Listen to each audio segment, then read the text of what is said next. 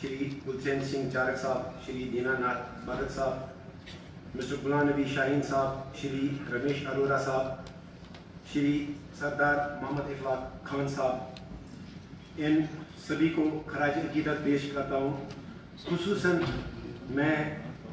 मेरी कॉन्स्टिट्यूंसी को जिन्होंने रिप्रेजेंट किया, जनाब मोहम्मद सुल्तान पंडितपुरी साहब, मैं उनको खराज अकीदत पेश करता हूँ। लेकिन उससे पहले जैसा कि आपने फरमाया, मेरी एक गुजारिश है कि इस चीज़ को संजीदगी से इस चीज़ का नोटिस लेना चाहिए कि जनाब पंडितपुरी साहब का नाम ओबिचुरी रेफरेंसेस में कल शाम को क्यों नहीं आया, क्यों हाउस को इंफॉर्मेशन नहीं दी गई कि इतनी एक बड़ी शख्सियत जिनका इंतकाल हुआ, जिनकी ओबिचुरी रेफरेंस थी आज। तो अगर हम देखते हैं यहाँ, अगर छोटे से छोटा भी कोई इशू होता है उसके रिकॉर्ड कहाँ से कहाँ होते हैं, लेकिन एक इलेक्टेड, एक पब्लिक फिगर, एक ऑनरेबल मेंबर जिन्होंने 3 बार हाउस में जो है रिप्रेजेंट किया, उनका नाम कैसे मिस हुआ। तो जनाब मोहम्मद सुल्तान पंडितपुरी साहब जिन्होंने 70s में अपनी सियासत की शुरुआत की, 1977 में जम्मू कश्मीर नेशनल कॉन्फ्रेंस की टिकट पे वो लेजिस्लेटिव असेंबली के मेंबर बने। उसके बाद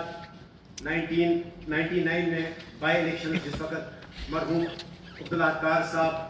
को जिस वक्त शहीद किया गया, उसके बाद बाई इलेक्शन में जो है जनाब पंडितपुरी साहब ने एक बार फिर कामयाबी हासिल की। इसके अलावा जनाब मरहूम पंडितपुरी साहब ने लेजिस्लेटिव काउंसिल में भी रिप्रेजेंट किया। और एक और चीज़ मैं यहाँ पे ज़रूर कहना चाहूँगा कि जिसका किसी ऑनरेबल मेंबर ने जिक्र नहीं किया, कि डायरेक्ट और इनडायरेक्ट अगर हम देखेंगे, जनाब पंडितपुरी साहब जो हैं वो भी इस तशद्दुद, इस वायलेंस का शिकार हुए। अगरचे उनके ऊपर कोई गोली से या किसी बम से हमला ना किया गया हो, लेकिन एक मॉब अटैक में एजुकेशन के दौरान जो है उनके ऊपर हमला किया गया। उस हमले से भी जो है कहीं न कहीं जो है उनको काफ़ी नुकसान हुआ, और आखिरी वक्त जो है उनका उस हमले की वजह से भी जो है उनके ऊपर तकालीफ जो है उनको तकालीफ का सामना करना पड़ा। तो और आखिर पर मैं जनाब सत्यपाल मलिक जी, जो कि फार्मर गवर्नर तो रहे हैं रियासत जम्मू कश्मीर के, लेकिन किसी ने यहाँ जिक्र नहीं किया कि वो यूटी जम्मू कश्मीर के पहले लेफ्टिनेंट गवर्नर भी हैं। तो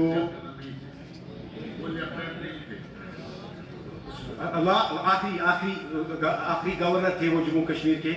और मैं यही कहूँगा कि जहाँ वो किसानों की बात करते थे, जहाँ वो एक ईमानदार पब्लिक फिगर थे, सियासतदान थे, लेकिन जैसा कि यहाँ पे तारिगामी साहब ने कहा कि अगर कंस्ट्रक्टिव हम क्रिटिसिज्म करें तो उसका स्कोप होना चाहिए। लेकिन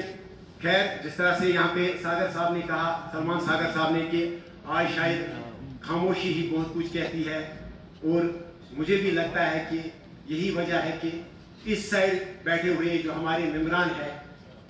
इनको भी आज शायद कहने की कुछ ज़्यादा ख्वाहिश नहीं है, इसी वजह से ये खामोशी इख्तियार किए हुए हैं और सिर्फ